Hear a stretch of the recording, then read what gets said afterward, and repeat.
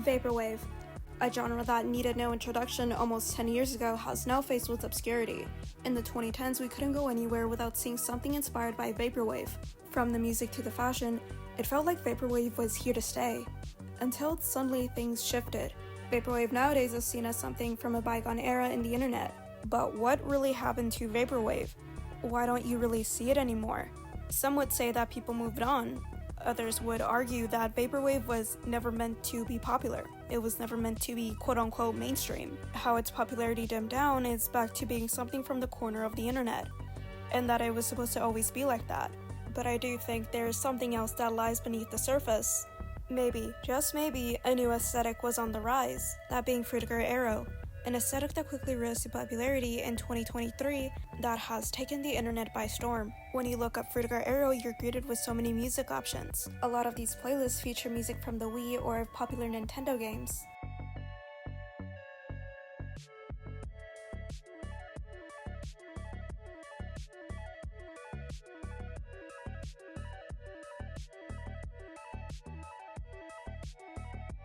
Seeing Frutiger Aero shine like Vaporwave once did is something that I almost never thought was gonna happen. You know, it's almost sort of poetic. Now, of course, Frutiger Aero's popularity is still fairly new. It's quite unsure if it's gonna meet the same fate as Vaporwave. And even if it does, Frutiger Aero's contribution to the internet wouldn't go unfazed. Frutiger Aero just has this sort of calmness and just ambient tone that I haven't really experienced in forever. And to no one's surprise, people feel the same way too. But how did we get here? How did Frutiger Aero become a cultural phenomenon again? It was a future that was taken away from us and we forgot about. Today, let's look at how Frutiger Aero took over Vaporwave.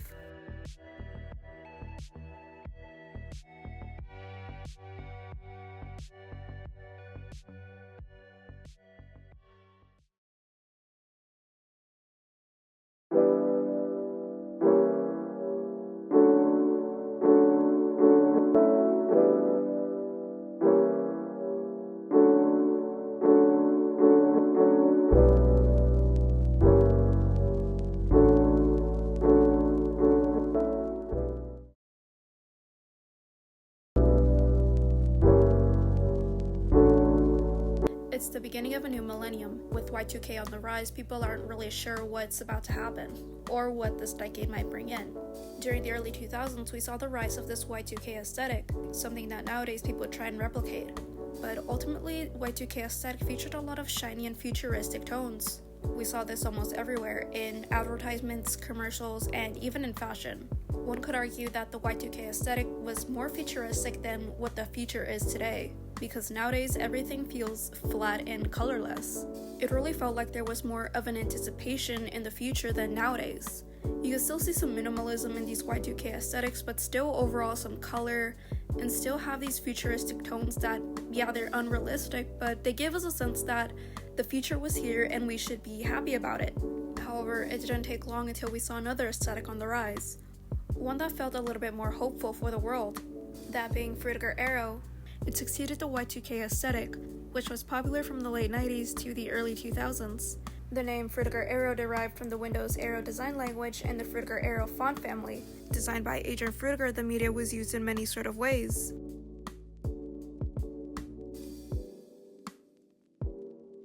When we think of Frutiger Aero, maybe the first thing that comes to mind is Windows XP and its iconic bliss image. Not to mention that 1995's Windows Edition also played a big role in Vaporwave. I don't think that Microsoft was expecting to be such a successor when it comes to internet aesthetics.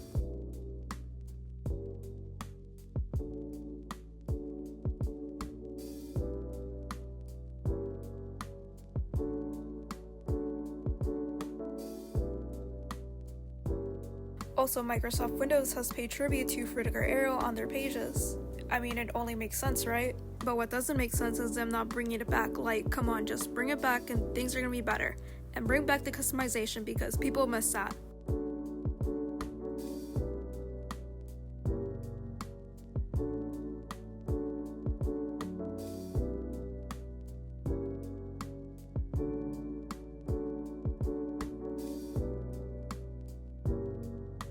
In the early 2000s, we quickly saw how Frutiger Aero evolved over time in the media. Suddenly, it was everywhere. Blue skies, grass, lens flares, these were just some of the details in Frutiger Aero. Apple and Dell computers also contributed to Frutiger Aero. You may also notice a lack of humans in Frutiger Aero art. See, Gen Z, like any other generation, they do not like people. So it's only fitting for Gen Z to like Frutiger Aero, right? Well, there's more to it than just not liking people. In the world of gaming, the Nintendo Wii was a major contribution to Frutiger Aero in gaming, not just in graphic terms, but also in music. One major pattern in Frutiger Aero commercials is everything looking futuristic, but yet one with nature.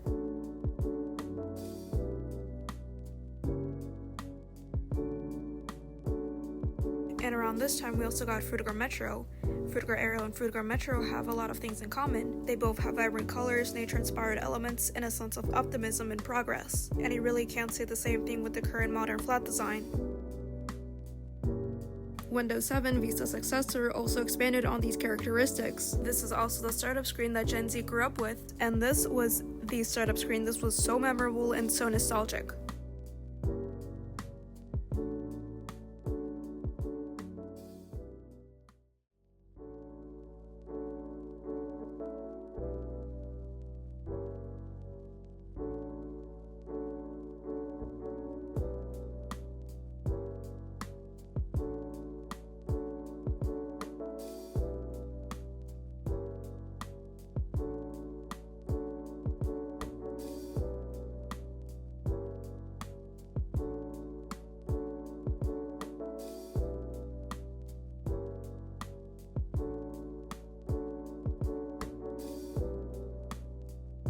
In early 2023 and 2024, you couldn't go anywhere without seeing something related to Frutiger Aero on YouTube or on TikTok.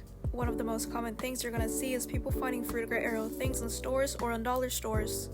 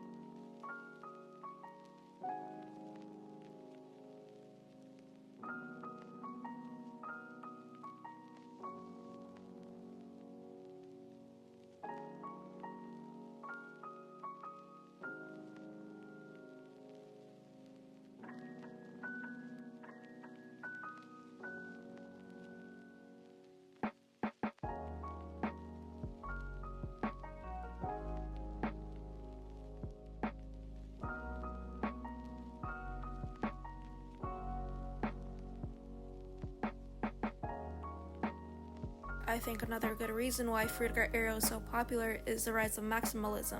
People have gotten so tired of minimalism. Things used to have color in the world, and now suddenly you see the same designs over and over again.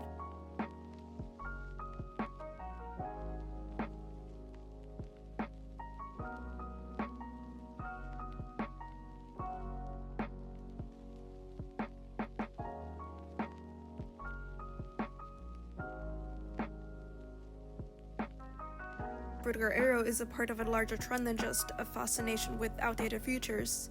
The style's natural imagery and optimism may have contributed to the renewed interest corresponding to generally increased environmental consciousness and shift in attitude towards climate change, while Vaporwave is more of a nostalgic critique of consumerism culture and capitalism, using tropes of commercialism and corporate aesthetics in a parodic way to reveal their underlying emptiness, also to invoke a sense of nostalgia for a past that may actually never existed in the way that it's portrayed. This really spoke out to a lot of people in the early 2010s, making Vaporwave skyrocket into popularity and sometimes even into mainstream. Vaporwave's impact in the early 2010s was truly something special and for the people, until Frutiger Aero came along and changed up the course of the internet. Since Vaporwave laid out the blueprints for aesthetics, it's only right that Frutiger Aero followed its same footsteps. But of course, not everyone's gonna be into this Frutiger Aero aesthetic.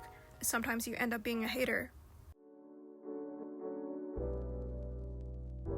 At the moment, the Zoomers are really working hard trying to make nostalgia for something called Frutiger Aero a thing. This is basically supposed to be the Gen Z equivalent of that late 80s, early 90s design sensibility that my generation has been having so much fun with. YouTube is currently full of all sorts of Frutiger Aero videos from the under 30 video essay crowd, often expressing a great deal of self-satisfaction that they've stumbled onto something really important here. Finally, a nostalgic cult of Gen Z's very own. Okay, so he does have a video called Middle Class Millennial Nostalgia Art, which talks about liminal spaces, vaporwave, 80s and 90s nostalgia, which serves more as an explanation to the retro-inspired movement. So both of these videos are like night and day. The same things he talks about Frutiger Aero can still be said in his Millennial Nostalgia Art video. We've taken 80s aesthetic and made them separate from each other, like outrun, synthwave, chillwave, dark synthwave, retrowave, future funk, and more. Tracing back to Vaporwave's beginnings can be a little bit difficult, but I know that the aesthetic started out as a criticism in hyper-consumerism. But ultimately, I don't really see the problem with Gen Z, and this is coming from someone who is Gen Z, to, have their own aesthetic. It doesn't really harm anyone. And yeah, since the beginning of Frutiger Aero, people have been working hard to, build a community and just overall have fun.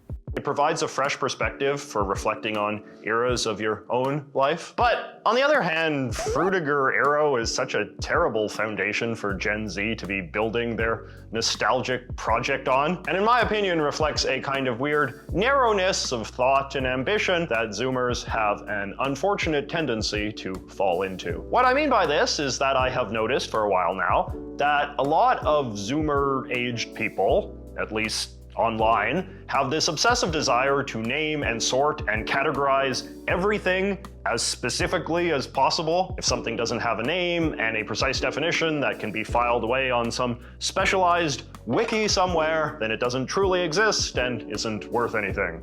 It's almost like in Vaporwave you have your own subgenres. You can't go up to somebody and say, hey, have you heard of this new Echo Jam song? Like, no. Now you may come across with someone who does know, but the majority isn't gonna know. Then you have videos explaining about the genres of Vaporwave as well. The feeling of needing to categorize everything into much smaller things didn't start out with millennials. They just sort of popularized it.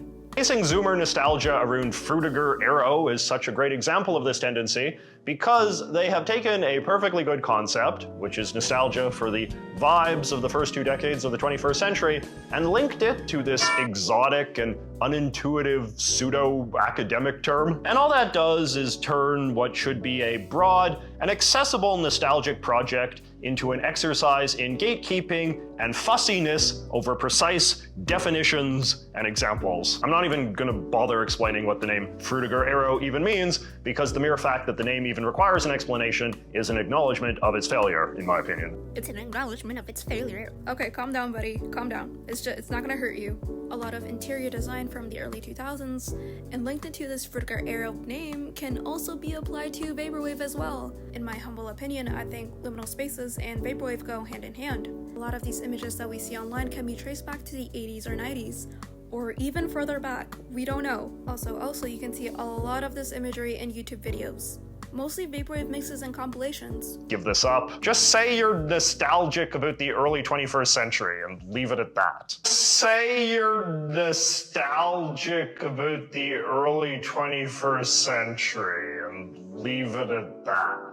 If you're nostalgic about 2000s era shopping malls, just say you're nostalgic about 2000s era shopping malls. If you're nostalgic about 2000s era computer interface menus, just say you're nostalgic about 2000s era computer interface menus. If you're nostalgic about 2000s era shopping malls, just say you're nostalgic about 2000s era shopping malls. If you're nostalgic about 2000s era computer interface menus, just say you're nostalgic about 2000s era computer interface menus. You don't have to get bogged down trying to express your sentimentality through these jargon nonsense terms that no sane person knows. Okay, like I mentioned before, no one's gonna know what Echo Jams is, or witch house music. Like, I feel like people can organize how they feel about nostalgia and how they feel about the past however they want.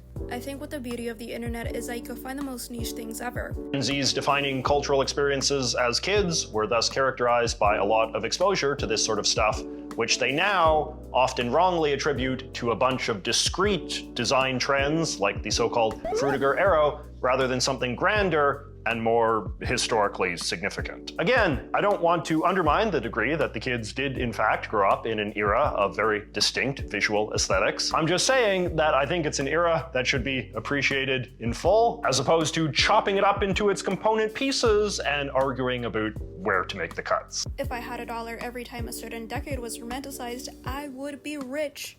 Whichever decade you're gonna feel the most nostalgic for, getting that romanticized feeling is gonna happen either way.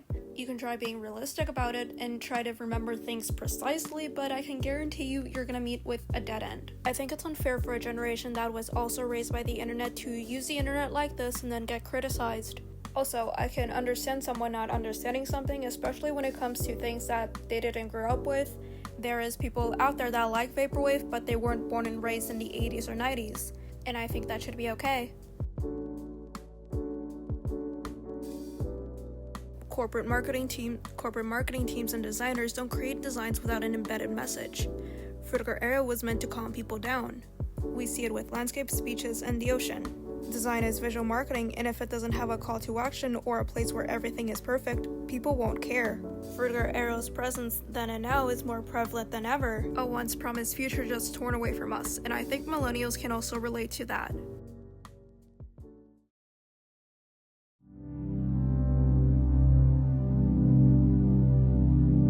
I think one of the main reasons why Vaporwave isn't popular anymore is oversaturation, people moving on, and the overall progression of the internet. Compared to Frutiger Aero's rise in popularity, things just seem more chaotic now than they did when Vaporwave was popular. Frutiger Aero is sort of unfortunate. It's met with so much AI, so much negativity in the internet. That's not to say that Vaporwave didn't have its fair share of negativity as well. We are starting to get to a point where the dead internet theory is becoming more real and real. There's no denying that Vaporwave and Frutiger Aero are two movements in the internet that are so important, and I feel like it's time for Frutiger Aero to shine. Instead of fighting which one's better overall, I think it's time to come to the conclusion that the world sucks. Sometimes we need nostalgia. Sometimes it's okay to reminisce on the past, but it gets to a point where nostalgia controls you, and that's where we need to be careful.